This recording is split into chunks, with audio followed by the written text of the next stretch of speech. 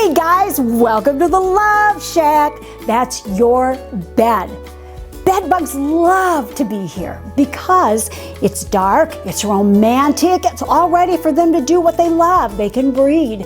And when they're done, you're going to come home every night and lay down, and you're going to bring them room service because you are what they're dining on.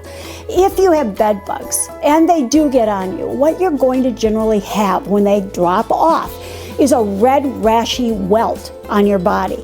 Now, it can be on your arms, your legs, your chest. It can be really anywhere where they decide to settle. And once they drop off, you'll have that welt and it will itch and you'll know it's there. So don't think you have an allergy. You don't. It's bed bugs. Now, on the mattress, they're going to get in the binding. They're going to get in the little indentations on it. That's where they're going to hide. So what I used to do when I traveled was I would strip the bed back and I'd look along the binding, I'd look in every little indentation looking for the bed bugs. And unfortunately for me, I did find some. So I knew there had to be a better way. That is why I have the Queen of Clean Bed Bug Finder. You can find them before they find you. You don't have to be bitten by a bed bug. You don't have to let them take up residence in your house.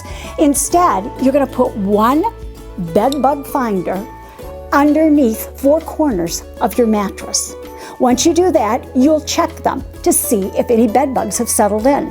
Now, why do they settle in? Because this is an organic compound that replicates the best chocolate sundae you ever had. It's something that they are attracted to. But when they get there, they're captured by a sticky substance. You can see them, and now you know you have a problem. You can get rid of them before they become an infestation, and that is the most important thing.